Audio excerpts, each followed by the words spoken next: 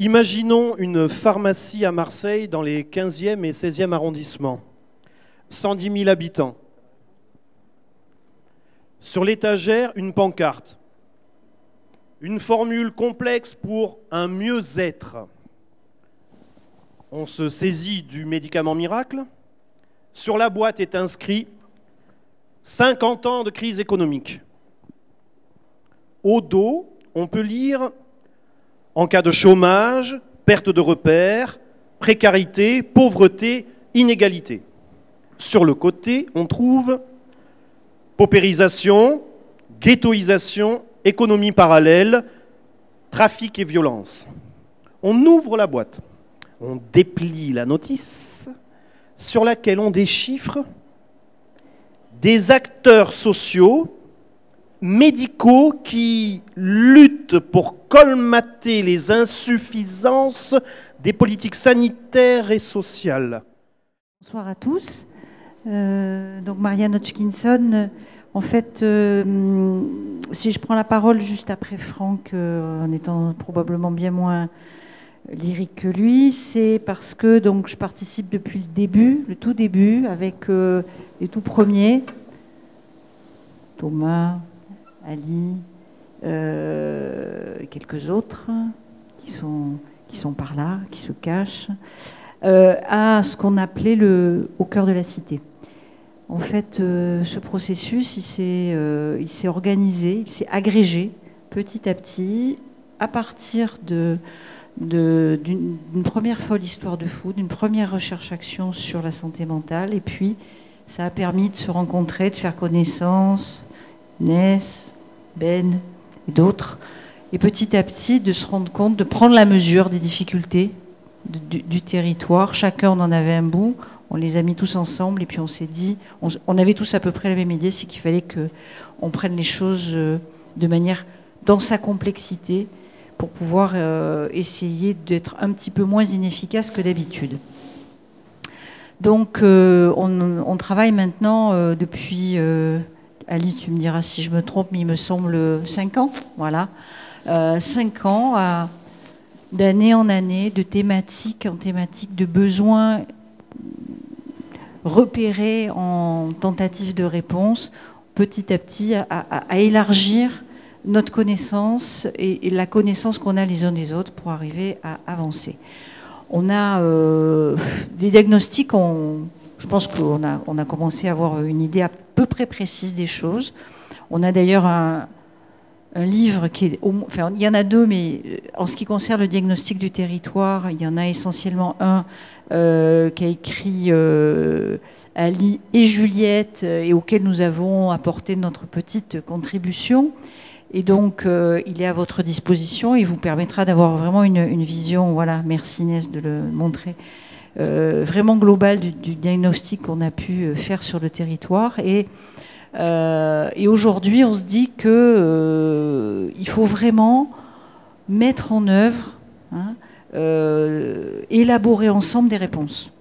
Élaborer ensemble et sortir du modèle qui était l'hôpital tout en haut sur sa colline, ou juste en contrebas, ce qui concerne le mien d'hôpital, mais quand même là, bien sacralisé, et puis le reste du monde, et vraiment trouver, à travers les partenariats avec les infirmiers du territoire, avec les pharmaciens, avec les médecins généralistes, donc ça c'est pour la partie santé, mais aussi bien sûr avec les citoyens représentés et soutenus par les centres sociaux et tous ceux qui les accompagnent, d'arriver à trouver ensemble et à construire ensemble des réponses. C'est pour ça qu'on est là aujourd'hui. On va essayer notre idée, c'est de vous proposer de réfléchir à comment, là, maintenant, concrètement, arriver à organiser les choses. Ça marche ? Oui. Donc je prends le relais, là, juste pour situer un peu l'intention. C'est toujours poursuivre, parce que le travail sur lequel on s'est engagé, c'est pas un travail spectaculaire, quoi. On n'est pas là pour avoir une recette. Dans un premier temps, c'est de la refonte. Et juste, je vais être un peu succinct. Dans les 4 premières années, la première, c'était on se rapproche des habitants, des médecins et du quartier. La deuxième, on découvre les enjeux des territoires. La troisième, aller dans les territoires et en même temps déclencher des politiques de prévention sur les addictions, à la fois sur la précarité. Donc on a fait le tour et surtout dans la planification, on avait aussi envisagé 3 niveaux de travail. C'est justement relancer tout le réseau santé-ville. Parce que le constat qu'on fait, nous, c'est que c'est fatigant d'entendre ces politiques, ces médecins, ces acteurs sociaux, c'est la culture et les pharmacies dire « Ah, on n'arrive pas ». Ben oui, chacun de son côté, personne n'y arrive. Hein. Maintenant, c'est est-ce qu'on peut avoir un peu de niaque chacun, de se dire d'abord par humilité que nous, on n'y arrive pas. C'est comment déjà on se met en mouvement pour ensemble, il s'est passé des choses, quoi. Les personnes ne s'en rendent pas compte. Depuis la crise économique 1970 jusqu'en 2018, c'est une escalade de la précarité. Chaque année, il y a une nouvelle couche, quoi. Hein. Et donc, chaque fois, on est dans des digues de résistance. Et au bout d'un moment, il va falloir aussi inverser la courbe, quoi. On ne va pas changer le monde, mais à un moment donné, il faut arrêter de subir, quoi. Et c'est pour ça que cette année, dans la première année de recherche, on avait repéré des enjeux autour le paramédical, le social. Quand je pense à ça, je pense aux pharmacies, je pense à la Fondation Abbé Pierre, les centres sociaux, la politique d'hygiène publique, parce que souvent, avec le temps, moi j'ai appris à mettre un peu d'humilité. On attend beaucoup des autres, mais nous, on ne fait pas grand-chose aussi. Donc, on a aussi une part de responsabilité, quoi. Et donc, là, pour moi, aujourd'hui, c'est déjà donner la parole aux pharmaciens, parce que depuis 4 ans, je ne leur ai pas donné. En plus, comme si je me la prétention de dire je l'ai donné, quoi. Non, on n'a pas eu l'occasion de vous l'apporter, quoi. Donc là, je vais saisir l'occasion, comme ça, j'ai Jean-Louis Grillet, là, qui...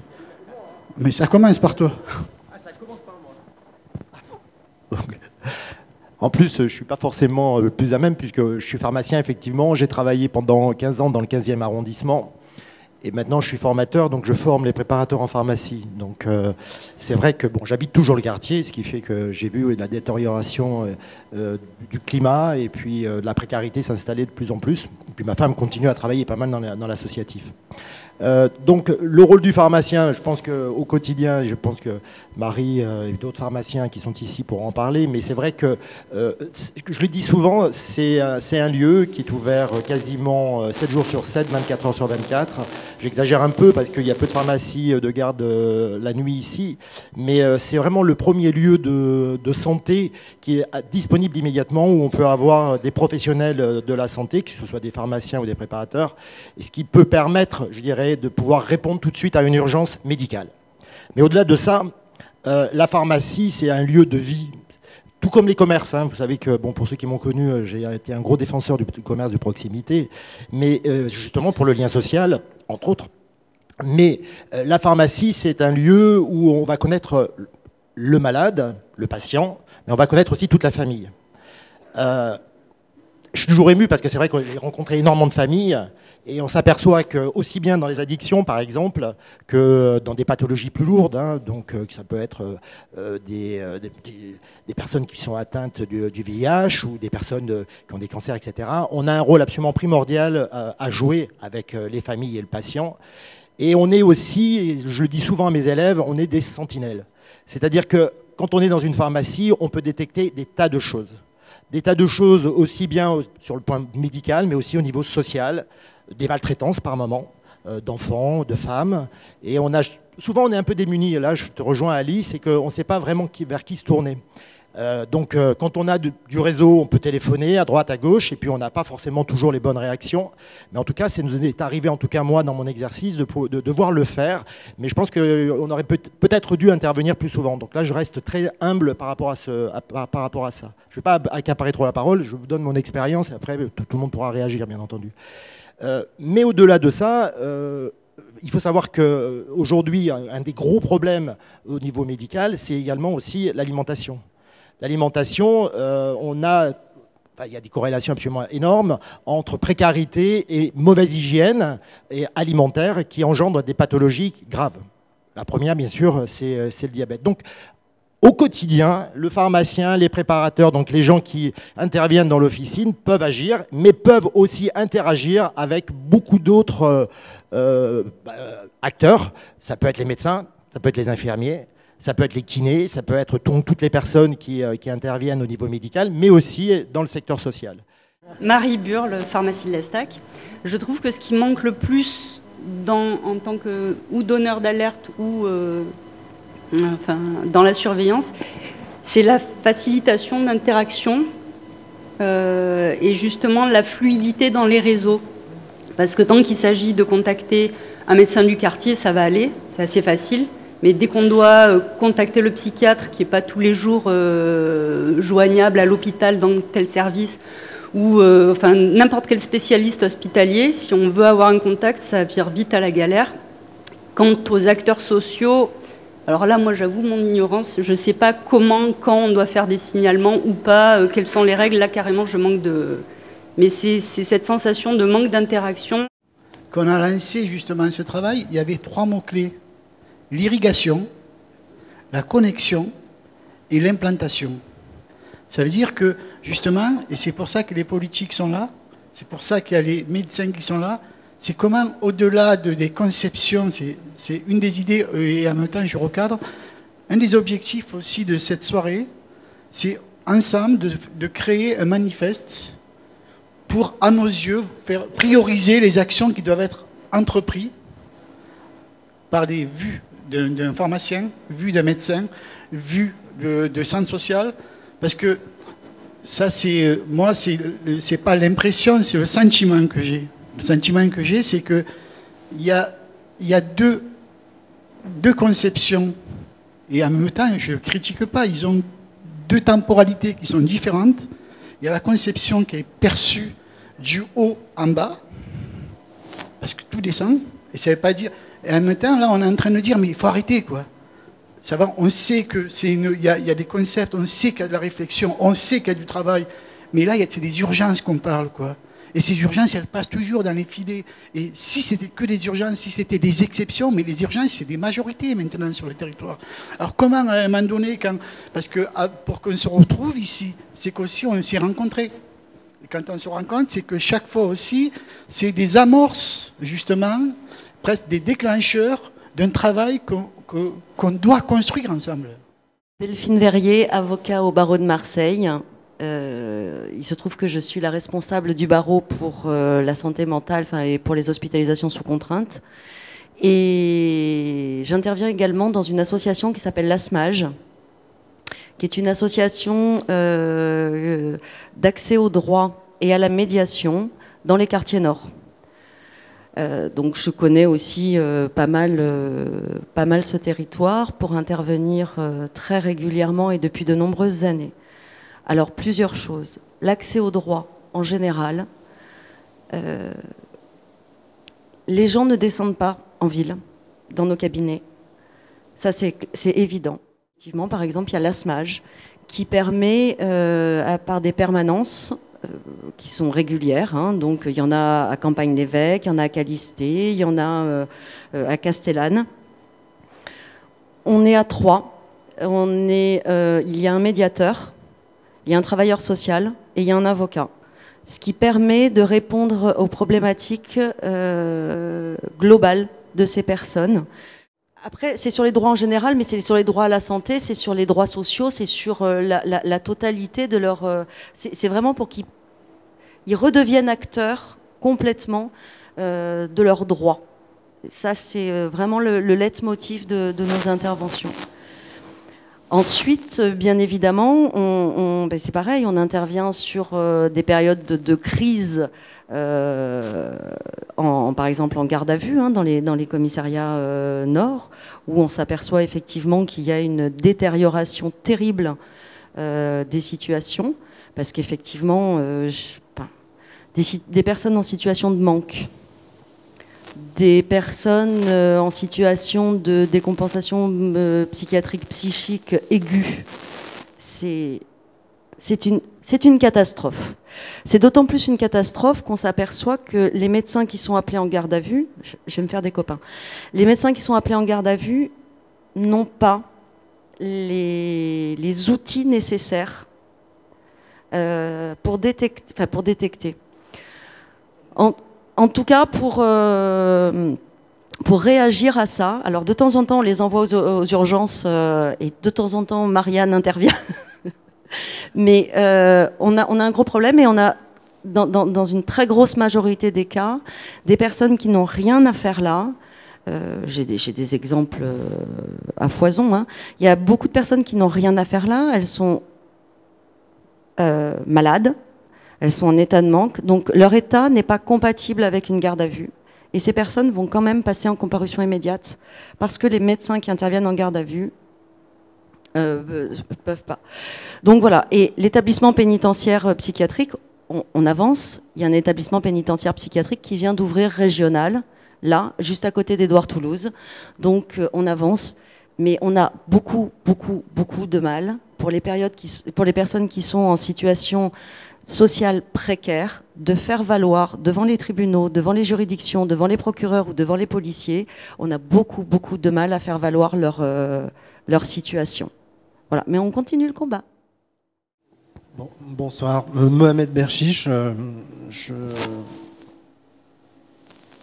travaille sur une équipe mobile de santé communautaire depuis 3 ans, en lien direct avec le travail qu'Ali, Marianne et bien d'autres ont entrepris il y a 5 ans.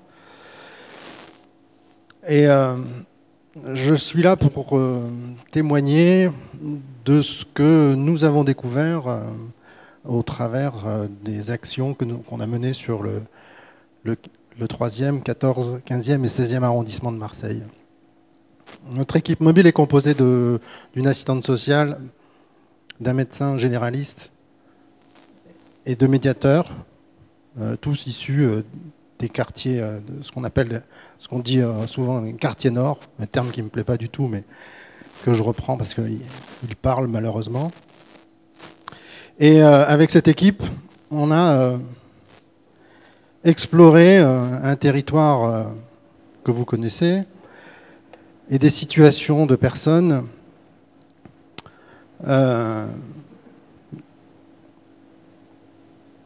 que nous définissons comme des situations de personnes invisibles. Je m'explique. En intervenant au domicile, parce qu'on est une équipe mobile, sur des recommandations ou sur des alertes faites par des assistantes sociales de l'hôpital, des infirmiers libéraux, on est allé voir des personnes qui sont pour la plupart résignées. Résignées et dans l'attente qu'on vienne les prendre par la main et leur dire venez, vous avez encore de l'espoir, vous avez encore des choses à faire dans la vie, on va vous aider. Est-ce qu'il y a une pertinence à ce que l'avocat soit représenté dans le cadre d'une plateforme de réseau santé-ville ? Alors oui, je pense effectivement que les avocats peuvent avoir leur place. Hein, il n'y a pas de parce que nous on a les outils pour faire avancer un certain nombre de choses. Alors les modalités, évidemment, je ne peux pas te les donner parce que nous aussi on a des protocoles très particuliers d'intervention, notamment à travers le CDAD, les centres d'accès au droit, etc. Mais oui, le barreau, parce que le barreau est acteur de la cité, l'ensemble des citoyens, je veux dire, on est nécessairement partie prenante, et bien évidemment pour les publics les plus démunis, j'allais dire, en ce moment, on se lève pour les gens les plus démunis. Donc si on ne fait pas partie de ce genre de plateforme, si on ne fait pas partie de ce genre de réseau et d'intervention, on ne respecte pas notre robe, on ne respecte pas notre serment. Donc oui, on a notre place bien évidemment dans ce genre de réseau. C'est là la question de la plateforme, c'est comment on travaille sur des mobilisations citoyennes de quartier. Sur les sans-abri, ça fonctionne un petit peu, il y a même des gens qui tous les dimanches prennent leur caddie, remplissent de café, de machin et vont dans la rue. Par contre, pour les autres, ceux qui ont un logement, comme l'a dit tout à l'heure Mohamed, il y a plein de gens qui sont complètement isolés, complètement perdus. Et j'avais fait un texte qui s'appelait « Soignons le logement pour guérir les malades ». J'ai entendu parler de la puissance publique, moi. Pas vous ? Sur le virage dit ambulatoire, parce que c'est un vocabulaire en santé qui est très très utilisé, qui fait qu'en fait les gens restent très très peu à l'hôpital, ils rentrent très vite chez eux, mais quel que soit le chez eux et quel que soit l'environnement autour d'eux. Et travaillant dans ce quartier, dans le 16e, depuis 1 an et demi maintenant, on s'aperçoit que chez beaucoup de gens, les conditions du retour à domicile ne sont pas optimales et qu'il est très difficile de l'organiser et d'organiser les soins. Alors il y a beaucoup de gens, enfin, heureusement il y a beaucoup de bonne volonté. On a nos carnets d'adresses, on sait les infirmiers qui travaillent bien en réseau, voilà, on arrive à travailler avec les pharmaciens, etc. Mais n'empêche que l'organisation et puis le quotidien, pour plein de patients, alors quand il y a des aidants de la famille qui se débrouillent, c'est bien. Dès que les personnes sont plus isolées, c'est très compliqué. Le soin à domicile avait été confié à une entreprise privée qui s'occupe effectivement d'aller chercher. Alors c'est pratique, hein, pour les médecins c'est très pratique. Je ne sais pas si c'est bien pour les patients, mais pour les médecins c'est très pratique. Ils viennent nous faire signer les choses au domicile, ils vont à l'hôpital chercher le machin, ils apportent le matériel. Mais finalement, quand on arrive à domicile, on s'aperçoit qu'il y a tout. Il y a bien effectivement la perfusion et tout, mais le mec il est dans un endroit dont il ne peut pas bouger, qui est obligé dans une chambre moisie, et qu'on n'aurait jamais fait d'hospitalisation à domicile si on avait demandé au médecin traitant ou si on s'était renseigné. Souvent, quand on prend les deux identités qu'il y a dans le sanitaire et social, le sanitaire ça va, on voit les médecins, et le social on se dit, quand c'est qu'on les organise, quand c'est qu'on leur donne des perspectives. Parce qu'avec la prise en charge ambulatoire, ben, il y a un espace énorme que doivent s'engager tous les acteurs sociaux. Parce que justement, l'accompagnement, la bouffe, justement la solitude, il y a... moi, juste un exemple qui me fait penser, c'est ma mère, elle a du mal à marcher maintenant. Elle me dit, achète-moi la bouffe, tout ça. Heureusement qu'on a une famille nombreuse.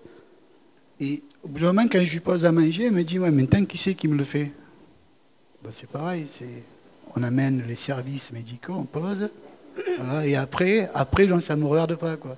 Donc ça veut dire que dans ce paradigme et ce prisme qu'on a imposé et implanté, le patient, on s'en fout complètement de lui, quoi. Moi, je m'appelle Karim Touche, je suis délégué général adjoint à la Ligue de l'enseignement, Fédération des AIL. C'est une association d'éducation populaire qui intervient sur le département des Bouches-du-Rhône. Aujourd'hui, un centre social, en gros, ouais, il a 2 postes, 2 salariés et demi, pour gérer son centre social. Il est sûr d'avoir au moins ces financements-là. Donc je ne vais pas rentrer dans le détail. Du coup, c'est très compliqué de pouvoir répondre à tous les besoins qui peuvent exister sur un territoire. Tu le disais, oui, il y a du travail pour l'accès au sport, du travail pour l'accès à la culture, il y a tout un travail autour de l'éducation. Bref, après, sur les questions de ce soir, que peuvent faire ces acteurs sociaux là, sur ces territoires-là? Moi, il me semble qu'il y a une première chose, ça a été peu dit, c'est le repérage. Étant présent sur ces quartiers-là, ayant une connaissance des familles, c'est déjà de pouvoir repérer un certain nombre de familles qui peuvent avoir des besoins. Juste compléter un peu ce qui a été dit, moi c'est Nassim qui l'a dit, je suis directeur de centre social à Castellane. Aujourd'hui, ce qui est dur, il faut lutter sur l'isolement des gens et des acteurs. On se bat tous les jours. Parce que lorsqu'on parle des souffrances des infirmiers, pharmaciens et médecins généralistes qui se font agresser, heureusement qu'on s'appelle, on se soutient. Il y a bien sûr ce qu'on appelle des réunions entre les travailleurs sociaux où on invite tous les acteurs présents sur le territoire de Castellane, même aux environs, d'être présents. Pour ça, je dirais sincèrement, quand tu parles d'irrigation de canaux, heureusement, c'est ça qui nous permet de continuer encore aujourd'hui. C'est cette ouverture qu'on permet tous les jours. Et nous, justement, le fait d'avoir participé depuis 4 ans à cette initiative au cœur de la cité, à l'origine du projet, on grandit tous les jours parce qu'on apprend, on rencontre des gens. Aujourd'hui, on a eu des gens qui se suicidaient, qui tombaient du 5e étage. On était livrés à eux-mêmes. Et on ne savait pas qui appeler, qui contacter. D'accord, on a avoir des marins-pompiers qui venaient constater le décès de la personne qui est décédée et qui s'est achutée, ou des familles ou des habitants qui s'isolent des appartements, qui ne sortent plus. Il y a des phénomènes qui ont été grandissants pendant des années. Et heureusement qu'aujourd'hui encore, même si on sait que C'est pas simple. Mais heureusement qu'il y a ce réseau qui continue. On se parle, on se voit, on se rencontre. Chacun arrive. On a créé des conditions, un sas, pour que les gens puissent vraiment s'exprimer, dire ce qui va pas, et qu'est-ce qu'on peut faire ensemble. Mais seul, on ne peut pas fonctionner. Nous, sans Alassane, être seul, acteur sur ce territoire, c'est impossible. On n'aurait jamais tenu. Et donc, je poursuis parce que tout ce travail-là, nous, on l'a mené avec beaucoup d'intensité. Et justement, à la Castellane, parce qu'on dit la Castellane, il faut juste replacer dans son contexte. La Castellane, rien qu'à cette cité, c'est l'Estac plus Saint-Henri, quoi. Donc, c'est 7000 habitants. Et sur 7000 habitants, 60% ils sont dans des seuils de pauvreté. Donc, et quand on va dans ce sens-là, et surtout, on ne peut pas dissocier ou faire une économie de bénéfice, de comprendre justement les enjeux de ces territoires. Ces territoires, c'est quoi? Il y a un repli sur soi, des politiques qui sont là, quoi. Il y a une méfiance. On n'est plus dans des cultures de cité, on est dans des processus bien fermes de ghettoisation. Donc dans ces ghettos, et moi ce qui m'interpelle chaque fois, c'est cette dichotomie qui ne cesse de s'agrandir entre les politiques, les territoires. Mais ce n'est pas que le territoire. Au début, on disait les politiques ne peuvent pas rentrer sur le territoire. Maintenant, même nous, on ne peut pas rentrer sur le territoire. C'est que ça se cristallise. Donc, à un moment donné, il faut vite ouvrir les yeux, de se dire, mais bientôt, plus personne ne va rentrer dans ce territoire. Et comment on fait ensemble, justement? On a encore des accroches. Moi, je parlais des accroches. Avant, on avait des terrains, des clubs de foot. On avait des comités, des syndicats. Chaque fois, on avait des entrées. Et au fur et à mesure, ces 30 dernières années, si tu arrives à trouver un club de foot maintenant dans un quartier, c'est le bout du monde, quoi. Et le centre social qui est, donc, qui devient le fourre-tout de toutes les bêtises, et à la fois, il est pris en étau entre une culture de repli sur soi des territoires et une méfiance totale du public. Donc, moi, j'aimerais pas être à ta place, Nas. Hein. Non, je te sincèrement, quoi. Parce que tu arrives le matin, tu te fais braquer par les dealers, et le soir, tu te fais insulter par les politiques. Mais moi, je suis toi, je te dis, bon, parce que chaque fois, il y a un rapport de force contradictoire, quoi. Merci. Je pense que, en tout cas, Patrick Padovani et moi-même, on n'a jamais insulté qui que ce soit. Donc, je me présente, Arlette Fructus, adjointe au maire de la ville de Marseille, en charge de la politique de la ville, du logement et de l'habitat. Bien au contraire, je pense qu'on est très, très respectueux du travail que chacun fait. Et on est venu ici, enfin, pour ce qui me concerne, parce que Patrick, c'est l'expert en matière de santé.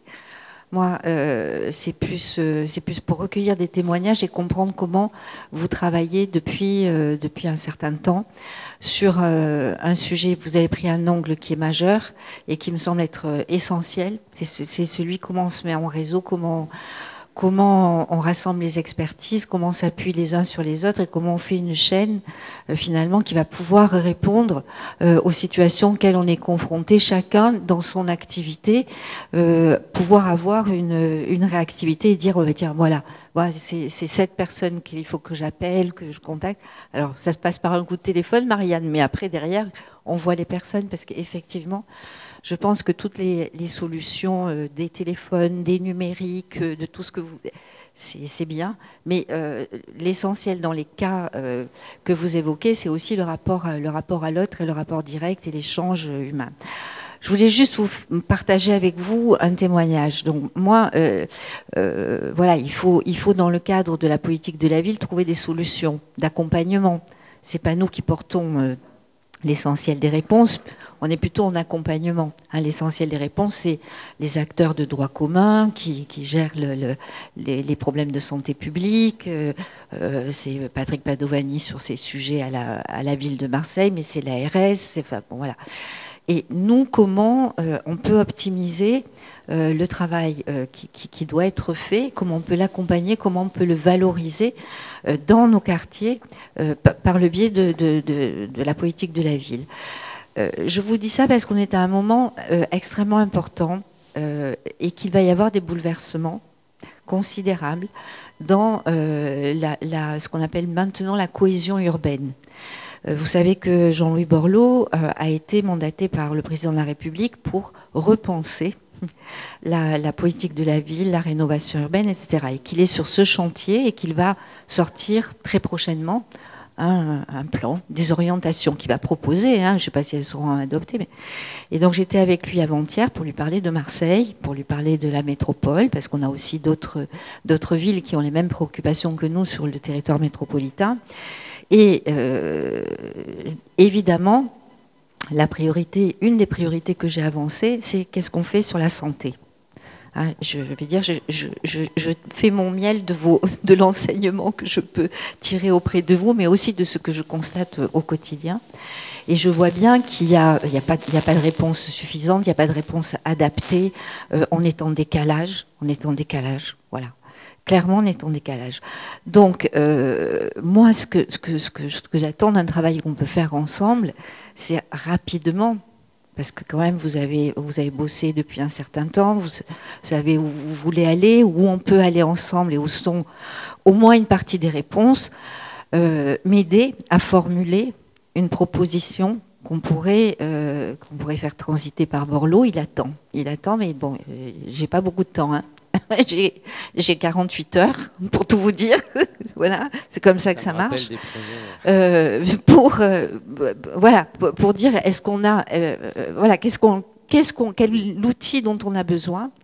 Voilà, on a fait des choses. On a fait des maisons de santé. On a fait une maison de santé à Callister récemment, et on a une équipe de médecins que je salue pour s'être engagés là-dedans. Mais c'est bien. On a des mais il me semble que effectivement travailler sur alors je sais pas, j'ai pas les mots qu'il faut, mais c'est pour ça que je compte sur vous, une plateforme de compétences, mais comment on la formalise et comment surtout on oriente sur la réactivité qu'elle peut avoir par rapport aux attentes qu'on a parfaitement identifiées, que vous évoquez chacun très bien, avec des témoignages que vous vivez tous les jours. C'est comment on arrive à dépasser avec les courants l'intérêt commun. Moi, le truc, c'est ça. Donc, ensuite, en 48 heures, comment on peut t'inspirer? La question, c'est celle-là, quoi. Déjà, tu prends le livre Au cœur de la cité, tu as peut-être... Oui, non, mais justement... Oui, mais là... Ouais, non, mais tu n'as pas... Non, nous, on a des pistes. Mais presque... On ne peut pas s'engager sur des slogans. Non, je ne parle pas pour toi, je parle nous, dans le niveau où justement toute la culture qu'on a, on sait très bien c'est un maillotage, c'est une endurance, c'est une fermeté, et comment à un moment donné cibler, c'est presque une chaîne des maillons à chaque niveau et à apporter une réponse. Et moi, je peux te dire qu'il y a tout à revoir. Alors au Coleman-Seuil, je dis, l'urgence, c'est de renforcer le social, où il se trouve, pour avoir une efficience dans les politiques médicales.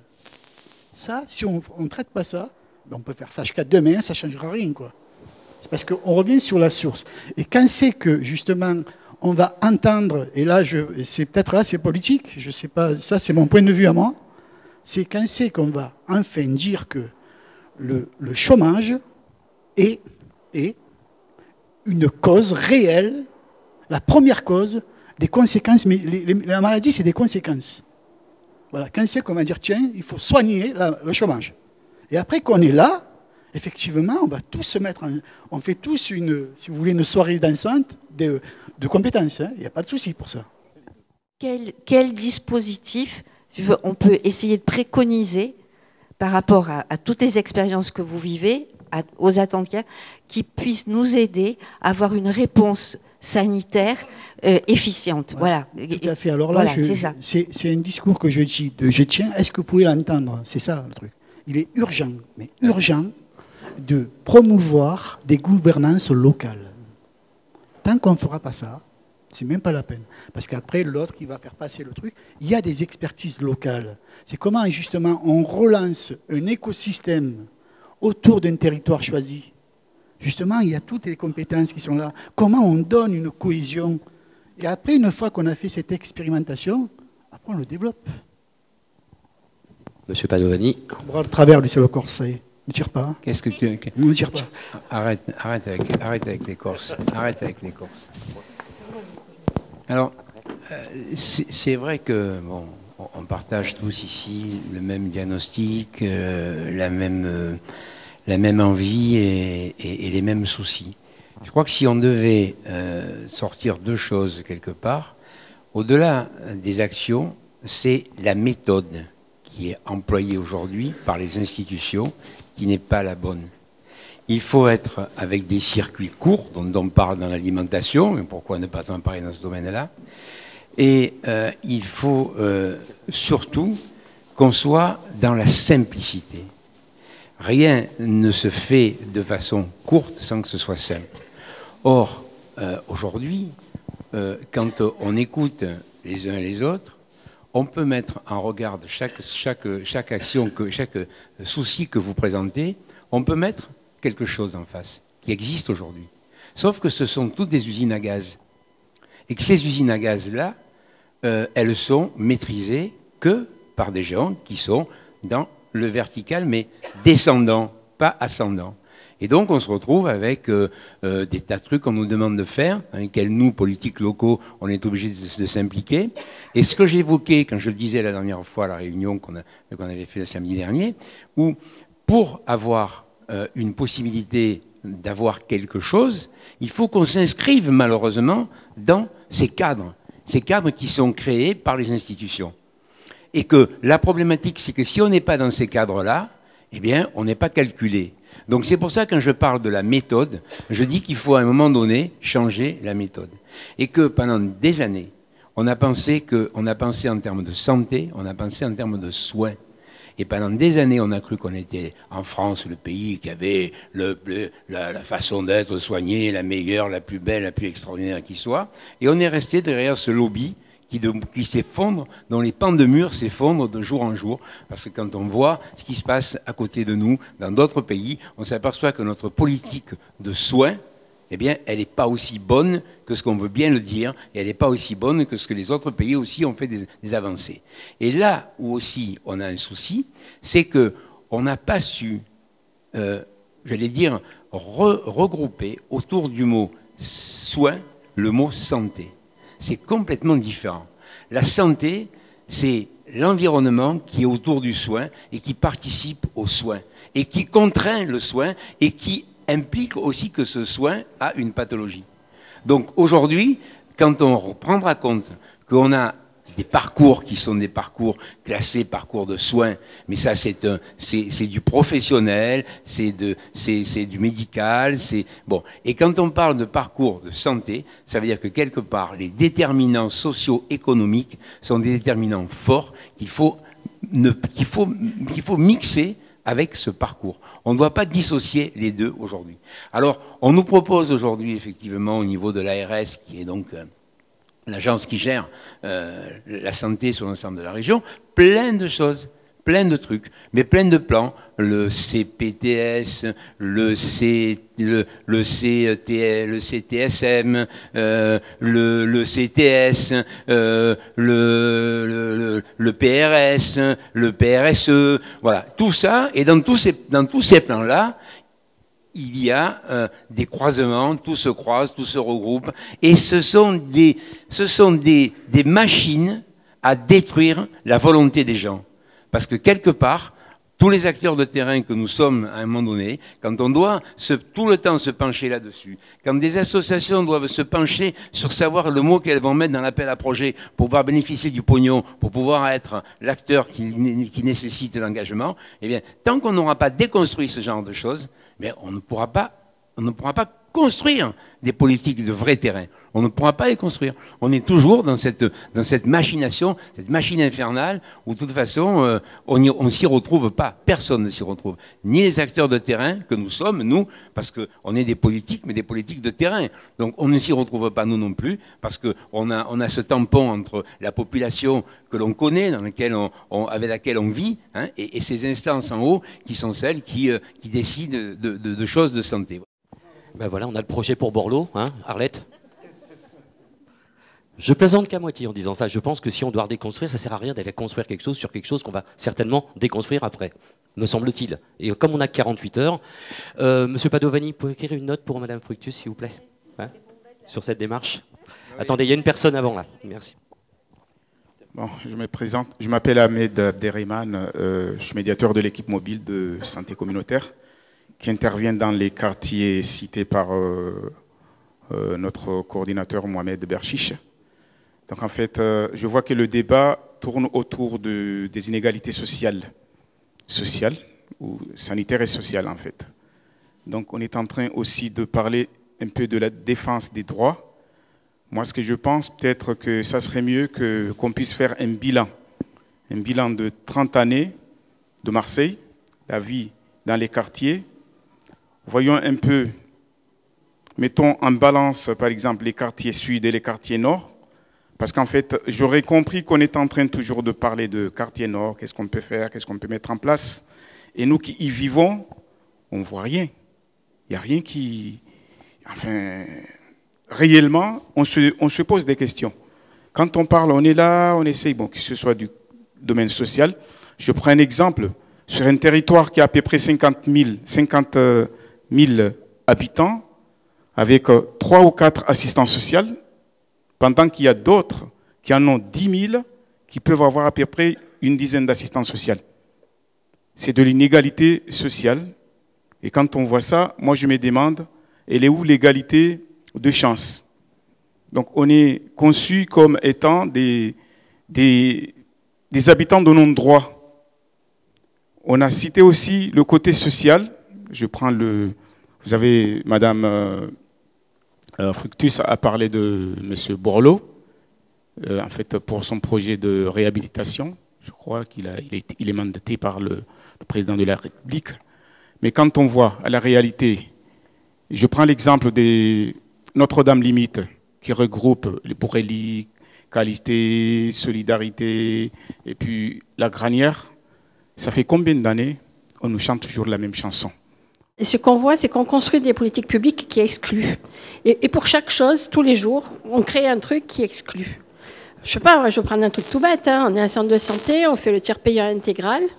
On a des gens qui nous arrivent cette année, ils n'ont pas de carte de mutuelle parce que c'est sur Internet. Et qu'ils n'ont pas accès à Internet, ils n'ont pas de carte. Et on ne peut pas leur faire le tiers payant mutualiste parce qu'ils n'ont pas la carte. C'est con.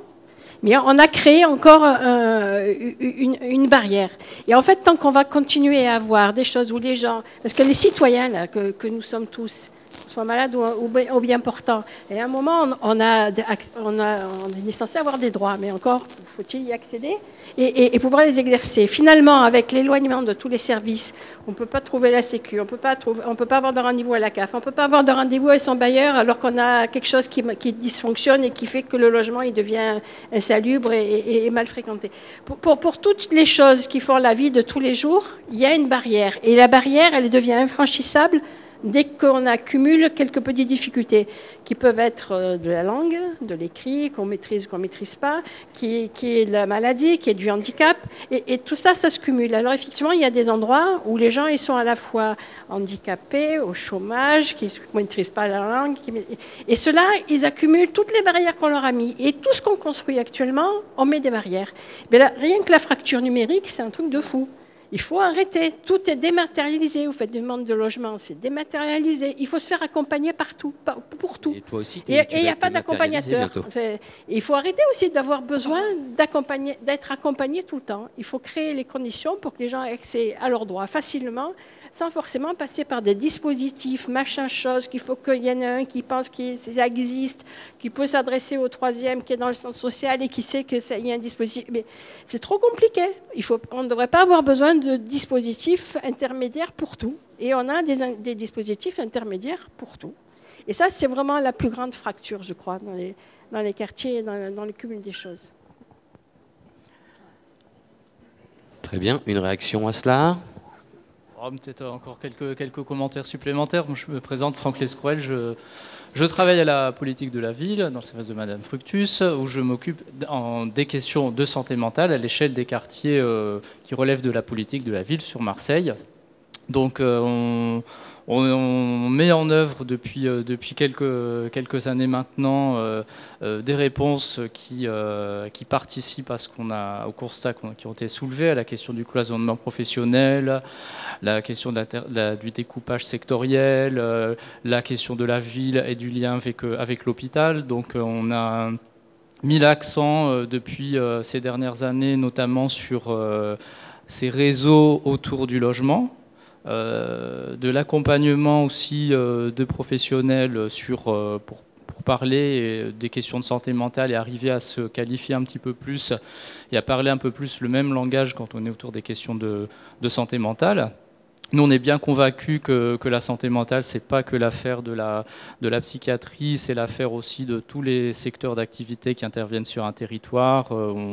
Voilà, c'est vrai sur les questions de santé, mais je dirais que c'est encore plus vrai sur la santé mentale. Bon, je vois qu'aujourd'hui, on a encore beaucoup de pain sur la planche avec tout ce qui est soulevé. Moi, je vous repropose aussi ce qu'on s'était dit sur les ateliers de préparation à ces journées, c'est de reprendre ce qui a été capitalisé depuis ces 4 années de Cœur de la Cité, de la folle histoire des fous, et qu'on arrive à le structurer sous forme d'une réponse à revoir dans un cadre interinstitutionnel en fonction de tout ce qui pourrait être bien identifié, qu'est-ce qui relève des compétences de la politique de la ville, de la région, du département, etc. pour de la région, une vue d'ensemble de tout ça.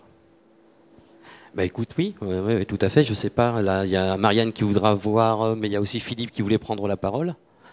Moi, juste en allant donner le micro, je pense qu'on mène un travail qui est un peu compliqué parce que si après on doit encore recloisonner parce qu'il y a aussi d'autres partenaires qui n'agissent que sur un champ de l'activité auquel on pense au moment où on en discute, on le disait tout à l'heure, on n'avancera pas. Donc c'est vrai que cette forme de fonctionnement qu'on a, certes atypique, qui nous demande d'aller demander de l'argent à l'ARS, je te fais suffisamment suer pour techniquement dire est-ce que ça rentre bien dans cette case ou pas, pour après aller demander à Père, Paul ou Jacques, c'est assez complexe. Mais moi, ce qui m'anime, c'est de rester dans ce format-là. Je ne veux surtout pas me formaliser autrement que celle-ci. Sinon, moi, à la limite, comme je suis assez, entre guillemets, libre en tant que centre social, j'ai d'autres chats à fouetter, je pourrais aller voir ailleurs. Ce qui m'anime depuis le départ et les raisons pour lesquelles on a mené ce travail ensemble, qu'on continue chacun à mettre notre pierre à l'édifice, c'est parce qu'on y croit. Et ça, je veux dire, il n'y a pas de prix, c'est pas du temps de travail complémentaire, ou c'est parce qu'on a plaisir déjà à se retrouver. On a trouvé un cadre qui nous permettait de nous reconnaître et de nous respecter. Et tant qu'il y aura ça, moi, je resterai, quoi. Mais le jour où il ne reste plus ça, et qu'on rentrera dans un carcan administratif complètement ubuesque, je laisserai ma place à quelqu'un d'autre, quoi. Monsieur de l'Éducation nationale. Monsieur du Centre social. Philippe Hervier, donc je suis directeur adjoint du lycée professionnel de Saint-Henri, qui est dans la Castellane, je dirais. Et j'interviens ici aussi en tant que membre du Conseil citoyen Nord-Littoral Ouest, qui au même moment travaille sur une autre thématique, mais qui rejoint tout à fait la santé. Moi, j'ai des réflexions un peu, ça fait beaucoup de temps que je travaille sur la cité et la retraite à l'année prochaine. Je suis corse aussi, monsieur Padovani, Corse du Sud. Donc, vous aussi, madame Fructus, du Sud. Voilà, donc les Corses sont bien représentés. Enfin, on va essayer. Mais plus sérieusement, je serais tenté de dire que c'était presque mieux avant. Au moins au niveau de l'éducation nationale, ce que je pense. Il y a 30 ans, lorsque je suis rentré dans ce lycée qui accueille encore des élèves qui sont de plus en plus en difficulté sociale, on avait la possibilité, par exemple, de faire passer des visites médicales tous les ans à ces jeunes. Donc ils savaient que dans leur cursus scolaire, ils avaient une visite médicale obligatoire qui nous permettait de détecter des problèmes de santé, de maltraitance, des problèmes de vision, des problèmes de dentition, enfin tous ces problèmes du quotidien que l'adolescent pouvait avoir à un moment donné et qui nous permettaient aussi d'orienter de façon très claire les jeunes sur des services, sur des instances qui permettaient de répondre à ces problèmes de santé. Il y a les problèmes d'éducation à la santé, c'est important, et ça c'est sur le côté pédagogique, les intervenants qui doivent venir dans les écoles, mais il y a aussi l'état des lieux de nos écoles, l'état physique, l'état de délabrement de certaines écoles, d'accord ? Et dans lesquelles les élèves, peut-être qu'à un moment donné, ils viennent pour apprendre, mais ils ressortent de là malades parce que, oui, il y a des choses qui ne sont pas faites. Alors, je crois qu'effectivement, la mise en réseau, c'est important, la prise de conscience est importante, mais messieurs, mesdames, les politiques qui sont ici présentes, vous n'êtes pas là vous n'êtes pas les écrans de tous les problèmes, mais vous êtes aussi comment dirais-je, un relais de transmission de ce qui se passe. Mais lorsque vous nous dites, madame Fructus, vous avez 2 jours pour faire des propositions, mais non, mais c'est peut-être une image, Mais je pense que, c'est pas pour vous que je vous le dis, mais c'est quand même, ça prouve bien qu'à un moment donné, on n'est pas, si vous êtes dans l'urgence, il y a des gens qui sont dans une urgence absolue et pour lesquels je ne suis pas sûr qu'on prenne en compte justement ce phénomène-là. Alors, les politiques, j'entends ce que disait M. Padovani, les circuits courts, c'est très bien, très très bien. Mais encore faut-il informer, encore faut-il informer les gens qui sont... nous, on voit passer des jeunes, on voit passer des familles, les centres sociaux, tout le monde le voit. Mais on va diriger vers quoi? Vers le vide? Vers qui? Moi, j'aimerais avoir la réponse. Donc l'information, oui, il faut faire une grosse information, mais informer les gens sur quelque chose qui existe. Et malheureusement, il n'existe plus grand-chose.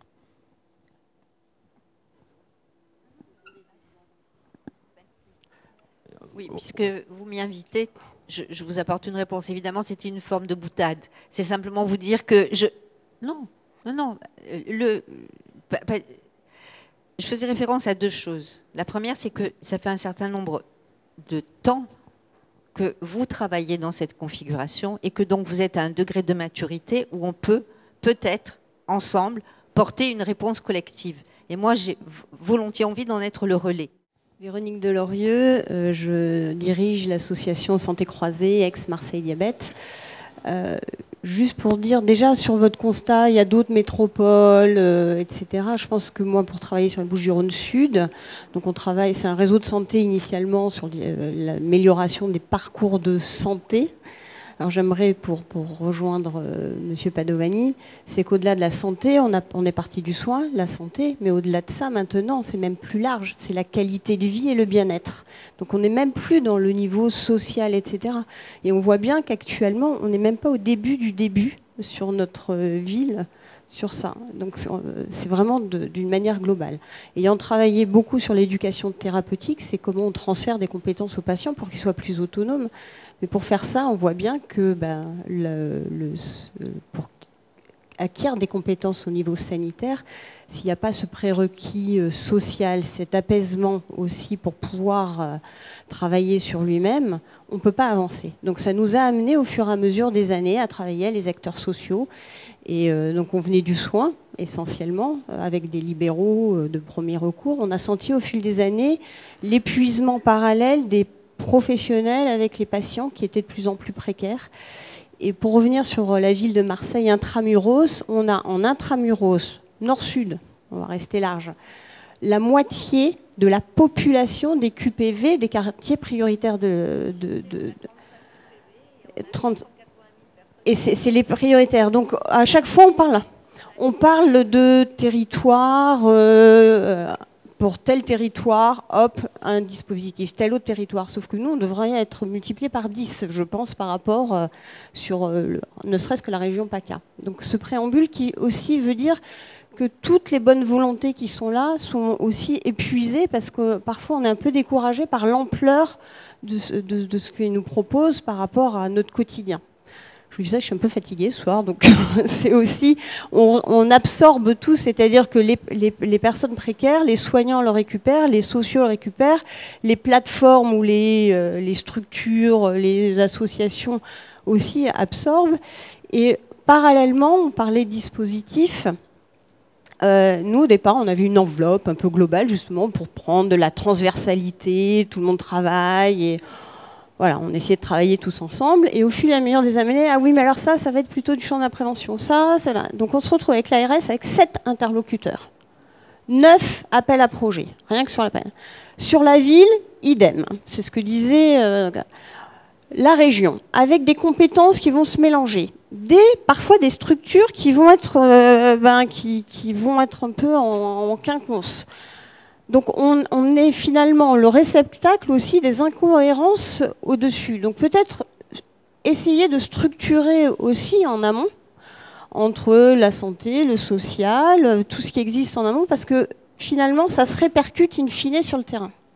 Donc nous, sur le territoire, on essaie de se coordonner, on essaie d'avancer, on essaie de se structurer, et finalement on a des injonctions paradoxales où on nous fait déstructurer, et au sein même des entités, au fur et à mesure des années, ça se déstructure aussi. Alors on essaie de garder le cap, de continuer à créer du lien. On dit on veut plus de millefeuilles, on veut pas de nouvelles structures. En effet, on veut que ça parte du bas parce que finalement les choses existent, hein, comme tu le disais Patrick. Des choses existent sur le territoire. Maintenant, comment les mettre en lien et comment s'articuler? Et ça se fait pas au niveau d'une ville, ça se fait vraiment par micro-territoire. On travaille beaucoup, nous, sur la maladie chronique. On a travaillé avec les centres sociaux sur justement le repérage, l'orientation. Donc avec beaucoup puisque ce sont souvent les premiers acteurs, hein, c'est des gens qui sont plus sur le champ du sanitaire, ils sont repérés parfois. Alors ça va être un centre social, ça peut être une assistante sociale, ça va être parfois le CIQ du quartier qui va repérer la personne. C'est comment les réintroduire dans le système de soins. Certes, mais nous, on a fait sur l'activité physique avec la ville de Marseille, sur des personnes où, soi-disant, on essaie de dire, voilà, 50% des gens malades chroniques, 50% à risque. Mais quand ils sont dans ces quartiers-là, ils sont plus à risque, ils sont tous malades. C'est simple, ils sont tous malades. On n'a plus personne à risque. Bon, gendre. Bon, moi, je suis infirmier depuis 30 ans dans les quartiers. Je suis né dans les quartiers, je suis infirmier, donc j'ai vu une évolution, même, je peux constater une amélioration dans le soin infirmier au niveau du quartier, mais il reste encore beaucoup de lacunes. C'est-à-dire, au niveau de l'hygiène, voilà, beaucoup de gens n'ont pas de savon. Voilà. Donc, au niveau des transports, beaucoup de gens ne vont pas passer leur scanner, ne vont pas passer leur examen parce que bon, n'ont pas de transport. Et on ne peut pas, nous, même les médecins, ne peuvent pas prescrire des bons de transport puisque bon, ils n'ont pas le droit parce que les gens ne sont pas à 100% ou ils ne se déplacent pas, ils ne vont pas passer leurs examens. Donc on a besoin quand même, c'est un grand besoin d'une unité mobile ou des unités comme Mohamed Berchis qui viennent en appui, en renfort sur nos soins. Oui, finalement, tout à l'heure, j'ai dit que je ne représentais plus la Fondation Abbé Pierre. C'est pas vrai. Je la représente encore dans un organisme qui s'appelle le CESER, le Conseil économique social régional.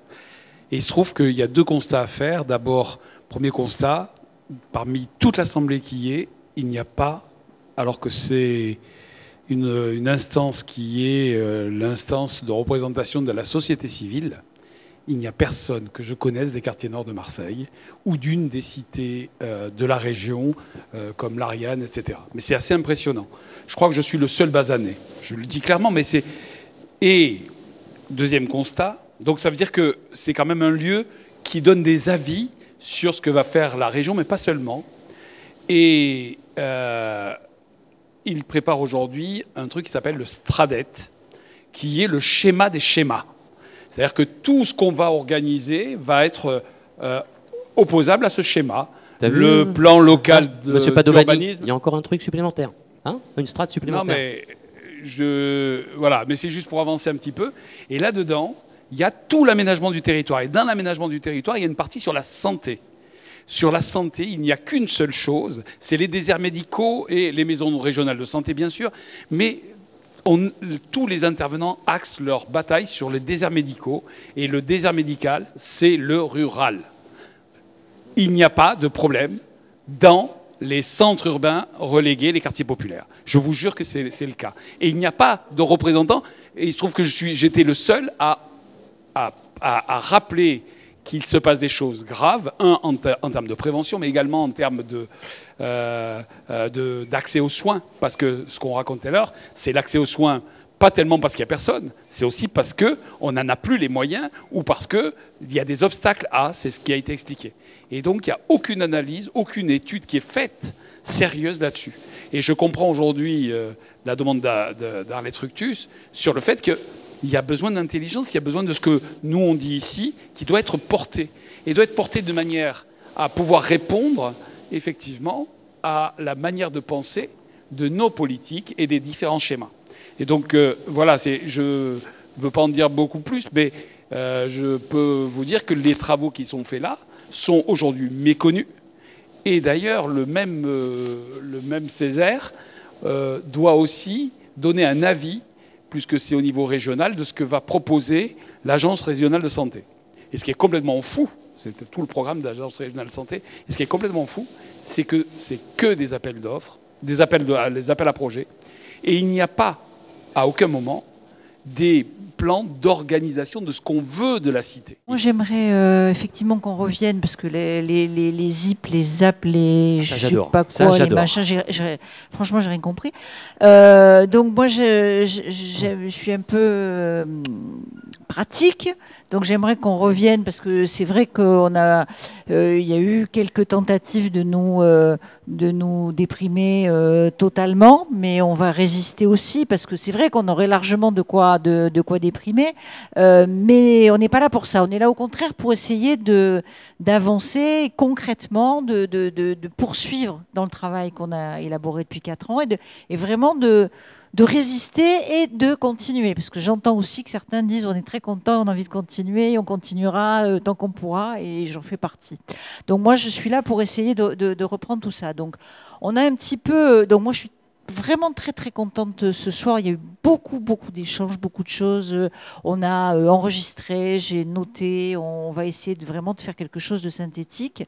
On avait travaillé, vous vous en doutez un petit peu aussi, en amont, et ce qu'on aimerait, donc je vous engage vraiment à noter vos coordonnées. Donc à côté des livres, j'ai laissé un stylo et du papier pour que vous puissiez écrire vos coordonnées.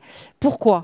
Parce que on a essayé, on se dit voilà, l'année qui vient, on se donne rendez-vous l'année prochaine. D'ores et déjà, Thomas, hein, c'est bon, tu le sais, on est là l'année prochaine. Non, Thomas, donc, on a fait un dépôt de demande de financement à l'ARS, on va voir. Hein. Toujours, est-il que l'idée c'est, on se donne un an, on va essayer de travailler, mais on en réseau, hein, les uns avec les autres. Parce que vous êtes un petit peu vraiment le comptoir qui vient là où viennent se déposer des choses. Il y a vous qui rentrez dans les maisons, vous qui faites cet accompagnement dedans dehors, nous à qui vous nous amenez, les gens, les centres sociaux qui font du repérage, mais pas que. J'ai bien entendu la Ligue de l'enseignement. L'enseignement et l'éducation à la santé, c'est le même combat, c'est la même chose, et c'est de la prévention. Donc tout ça, il faut qu'on continue. Donc l'idée, c'est qu'on poursuive, qu'on développe. Donc nous, on s'est dit, on ne peut pas tout faire en même temps. Quelle priorité pour l'année qui vient ?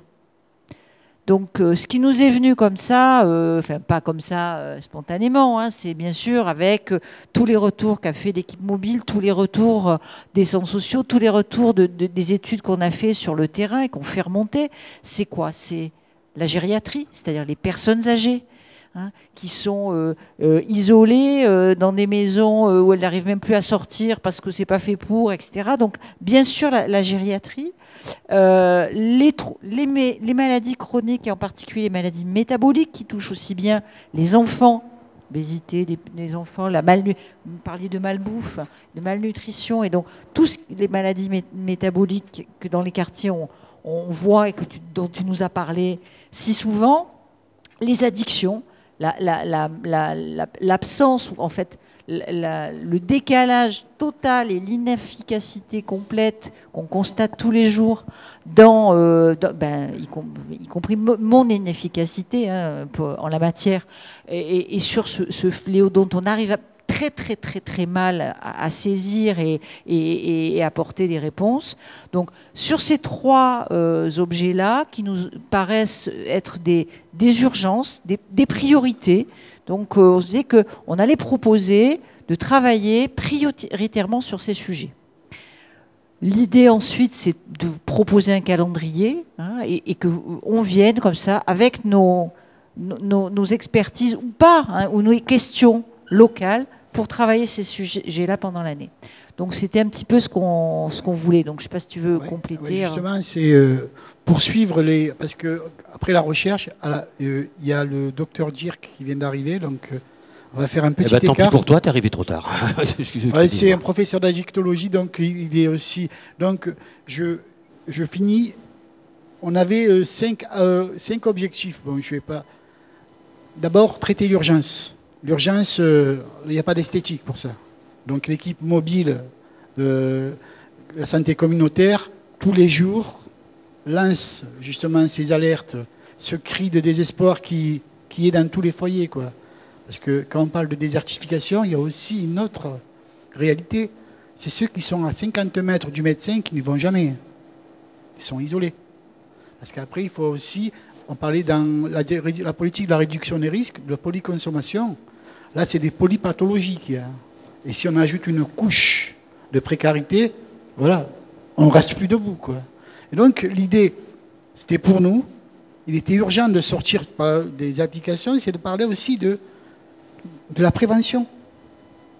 Alors, après, de la culture de soins, de l'éducation de la santé et de politique de santé. On n'a pas cette perspective, on ne la voit pas. On est tous, ça a implosé tout ça. C'est quand c'est qu'on donne justement cette cohérence, ces marches d'escalier. Et si un rôle de politique n'est pas capable de dessiner ça, je ne parle pas des personnes, c'est que vraiment on est en faillite, quoi. Parce que au-delà... On va pas relancer le débat? Non. Au-delà du fond, je pense que la noblesse d'un politicien, c'est de donner une vision. Même s'il ne la fait pas, mais au moins, on la voit.